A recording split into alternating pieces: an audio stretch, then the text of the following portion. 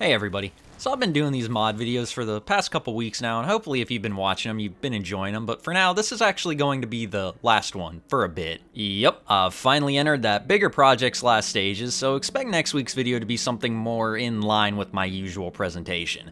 With that out of the way, this week's mod is Rock 24. Before I really get started on Rock 24, I want to give a quick disclaimer that wasn't actually what I was originally going to do this week's video on. My original plan was to make a video about a fairly obscure Half-Life 2 mod called Iris. Iris seems pretty neat as it's a short prototype or concept demo that basically uses the Source engine and by extension the base of Half-Life 2 to make a point-and-click adventure game. It seemed pretty cool and it had a unique setup and art style, but unfortunately the mod is completely broken and unplayable now. I've talked before about how most pre-2013 Half-Life 2 mods have numerous technical difficulties with getting them up and running, and Iris appears to have suffered pretty bad on this front. I almost couldn't even get it to boot up at all, and when I did, the main menu background was a missing texture checkerboard, and the actual game wasn't in third person, but instead in first person with no NPCs and no ability to interact with anything. Sucks because it looked really cool, plus the team behind later went on to make Weekday Warrior, a pretty popular HL2 mod, but since Iris is so obscure and barely anybody even remembers it, it never got any patches or anything like that to make it playable on modern systems,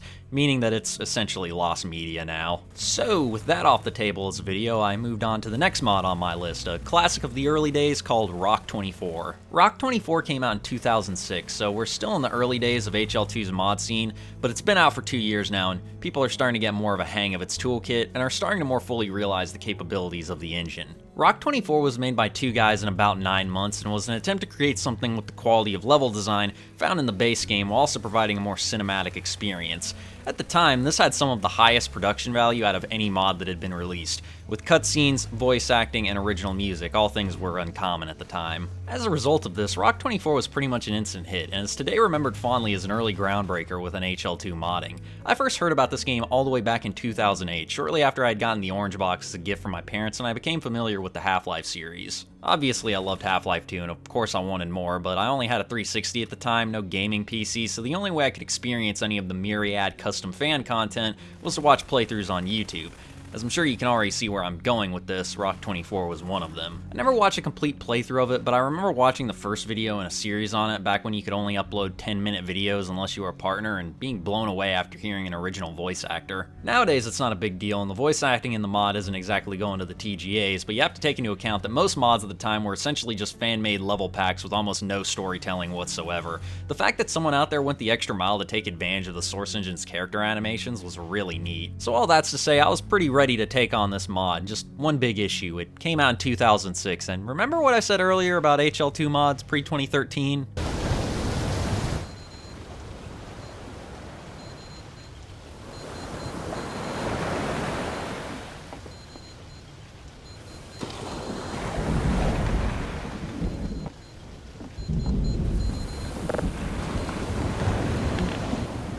If you can't tell, the guy was supposed to start talking there. He's the dude who delivers the initial monologue that explains the basic plot of the mod, which is that Gordon is being sent to a large Combine prison called Rock 24 to rescue a scientist named Dr. Newell. I'm serious. Problem is that, as you could see, it wasn't working for me.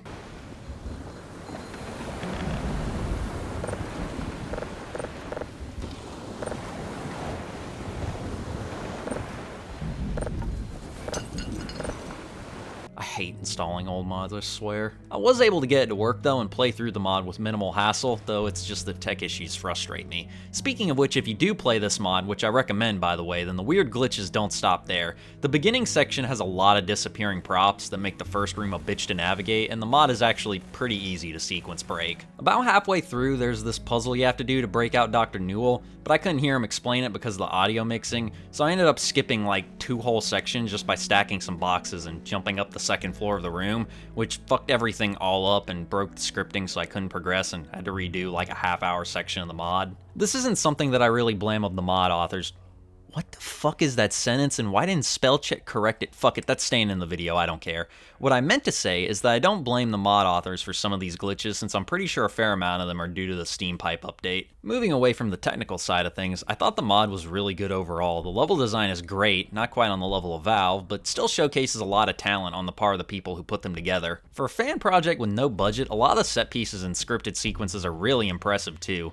There's cutscenes though, which are kinda gimpy, but Other than that, you can tell that mod devs were starting to really learn the ins and outs of the Source engine at this point. Some specific highlights of the mod for me are an early section where you break out of your prison cell after getting captured, a wave defense part where you mow down Metro cops, a battle in an industrial battle with some Overwatch units that's really fun and fast paced, and this all-out war at the end of the mod where you and a bunch of rebels hold out against a Combine regiment. Since it's still early on in the game's life cycle, there's not really any brand new weapons or enemies or things like that. Instead, the focus is all about creating a very refined experience that provides more of the gameplay that people loved from the original release. It fits in really well with the overall narrative and world of Half-Life 2. This could have easily been passed off as a pre-release demo like Uplink was, or some kind of tech test like Lost Coast. Also, this is unrelated to anything else, and I couldn't really figure out how to transition to this, but I also have to talk about this Easter egg where you can break open a supply crate and instead of supplies, a bunch of PSPs fall out, which is just fucking hilarious to me and really firmly plants this mod as something that was released in the mid to late 2000s. Anyway, to sum things up, Rock 24 may not seem as initially impressive as a lot of the newer, flashier, more elaborate mods that often come out nowadays, but it's a relic from a simpler time when everyone was really cutting their teeth trying to take advantage of the raw power of the Source engine. If you're a HL2 fan and you haven't played this, it's definitely worth checking out, not just for the historical value, but because it just stands on its own as a damn good experience. So that's Rock 24. This is going to be my last mod video for a while, as like I said earlier, that bigger thing is entering that last stage of production, which basically means I've finally beaten the game and I'm starting on the actual video part of it. With that out of the way, I hope you enjoyed the video. I've got to take my leave and break into Valve's headquarters and steal all their files related to Half-Life 3, so hopefully that pans out. If it doesn't, I'll just hack their computers and put CSGO back on Steam. That also works.